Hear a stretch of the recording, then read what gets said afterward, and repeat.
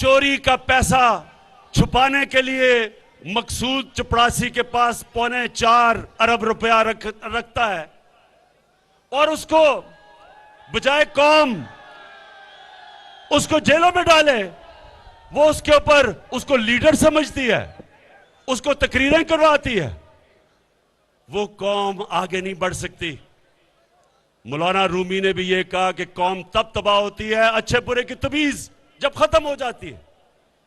وہ جو بگوڑا بار بیٹھا ہوا ہے، کئی صحافیوں نے کہا جناب اس کو تقریر کرنے کا موقع دیا جائے، یعنی کوئی، میں ان صحافیوں سے پوچھتا ہوں آپ میں اچھے برے کی تمیز نہیں؟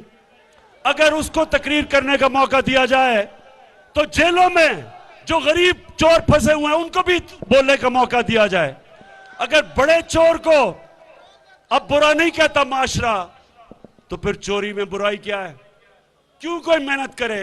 آپ نوجوان ہو، آپ جب دیکھیں کہ ایک چور چوری کرتا ہے اور معاشرہ اس کو نوازتا ہے، پھول پھینکتا ہے، لیڈر بنا دیتا ہے، تو آپ بھی سوچتے ہیں کہ ہم پاگل ہیں کہ پہلے پڑھیں 12 سال 15 سال، پھر محنت کریں صبح سے لے کے شام تک، اور ہم حلال کی روزی جب کمائیں تو ہمیں تو کوئی پوچھتا نہیں اور ہم دھکے کھاتے پھرتے ہیں، اور چور اس ملک میں بڑے بڑے عہدوں میں پہنچ جائیں، اور پتہ بھی چل جائے کہ جب مقصود چپڑاسی کے پاس اپنے چوری کا پیسہ آپ چھپاتے ہیں اور پھر بھی آپ کو تقریریں کرنے کا موقع ملتا ہے، تو کون محنت کرے گا؟ کیوں محنت کرے گا کوئی؟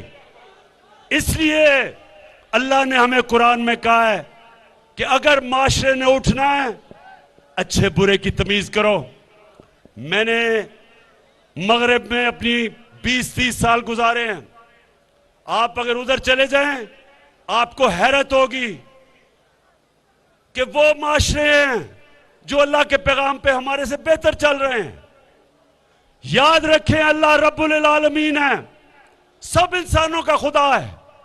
ہمارے نبی صلی اللہ علیہ وسلم رحمت العالمین ہیں، سب انسانوں کے لیے رحمت بن کے آئے تھے۔